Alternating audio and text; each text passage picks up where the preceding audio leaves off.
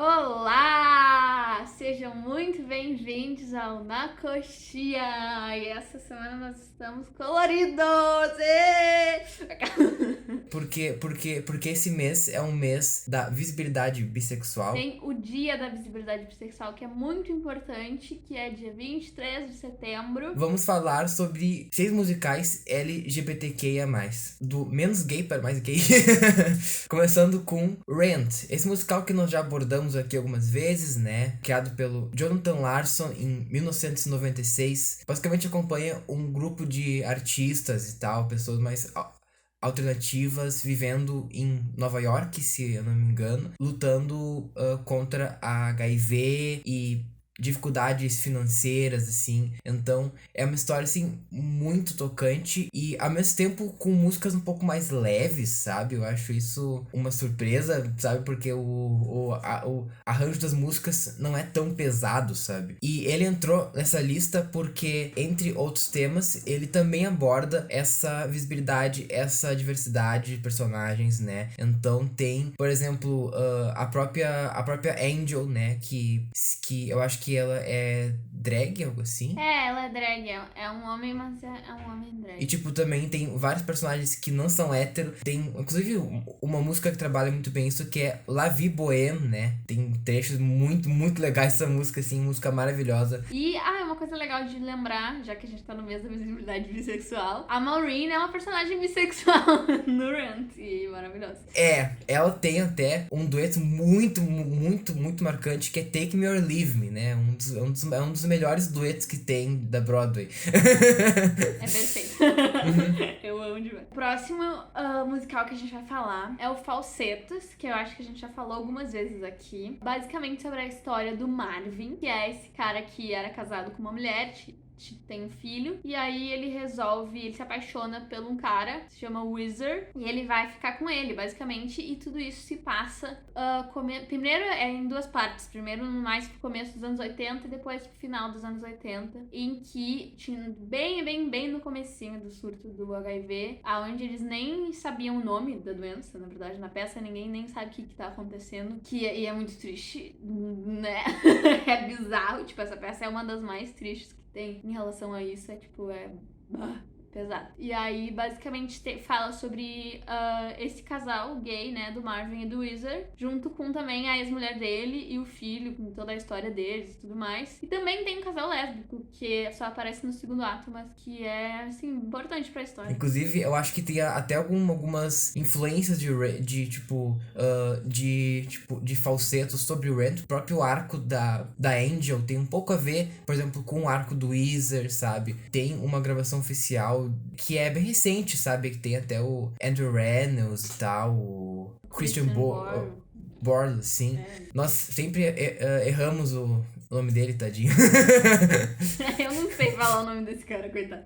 Mas esse cara é incrível. Ele fez um monte de coisa, por favor. Daí, em terceiro lugar, nós colocamos Kinky Boots, que é baseado também em um filme, né? Basicamente acompanha a história do Charlie, que é filho de um dono de uma empresa de sapatos, assim, né? Que daí ele herda a loja, a empresa, né? Só que daí um dia ele conhece a Lola, que é uma drag, assim, incrível, baita personagem, que é vivida entre vários atores pelo Billy Porter, que até fez Cinderela, é muito bom, e daí mostra muito desse mercado, assim, de sapatos, porque daí os dois se juntam pra fazer saltos, sabe? E, enfim, tipo, e abrir a mente das pessoas, né? Então tem várias músicas sobre isso. Sim, esse musical é ótimo e é bom também ver esses musicais que são LGBTs e não são tão tristes, que são mais felizes, tudo acontece meio bem. Acho legal quando fazem umas histórias assim também, porque o cinema,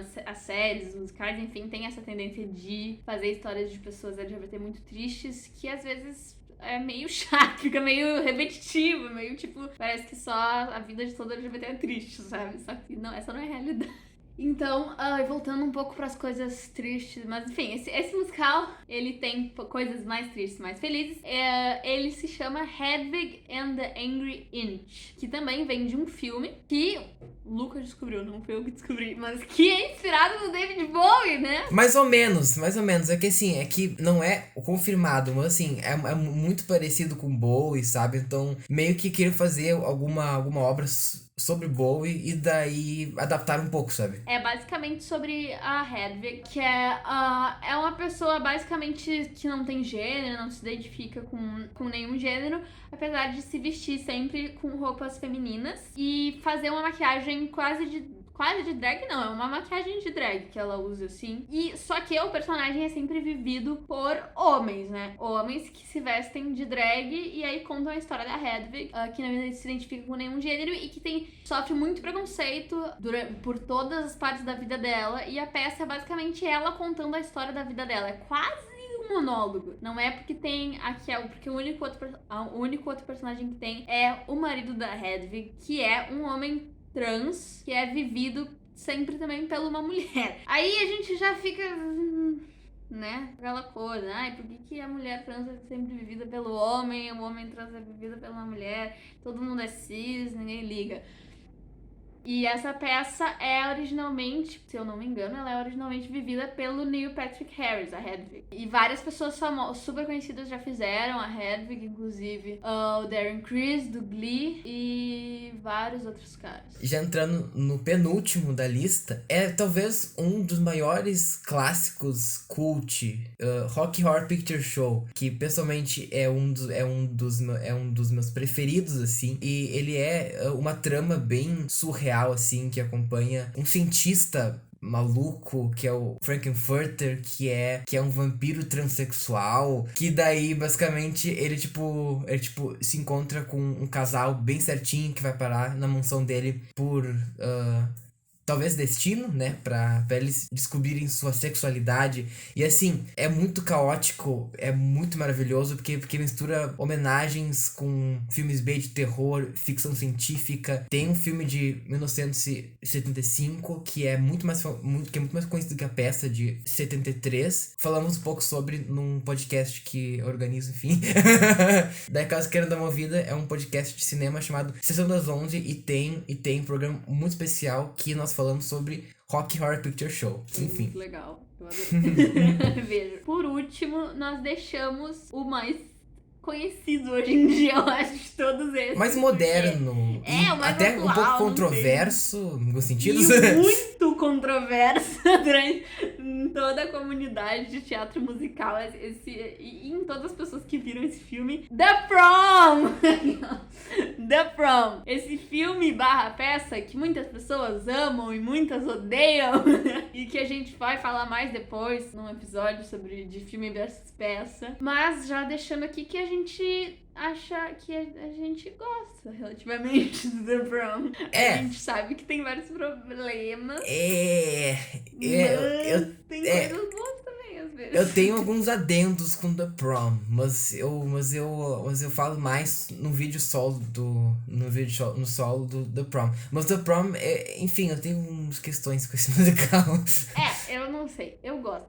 Eu acho fofo, assim, sabe? Mas enfim, é um musical sobre a Emma, que é a menina principal, uma adolescente que namora uma menina da escola dela, mas ninguém ainda sabe quem é que ela tá namorando, porque a namorada dela não quer falar pra ninguém que ela é gay. Tá, então, como é de costume nos Estados Unidos, tem um prom, que seria o baile de formatura, que todo mundo vai. A diretora resolve proibir casais gays nesse baile, porque é uma escola muito conservadora. E a Emma, ela fica muito irritada, obviamente, porque ela quer levar a namorada dela pro baile. E aí, ela já começa enfim, eu não sei como, mas enfim, vai um jornal lá na escola dela perguntar o que tá acontecendo. E aí, meio que do nada, um monte de gente da Broadway vê ela. E ela não mora nem em Nova York, ela mora no interior, lá, sei lá onde. Mas aí um monte de gente da Broadway vê no jornal que ela tá fazendo esse protesto aí pra que o prom seja para todo mundo. Eles todos resolvem ir lá e ajudar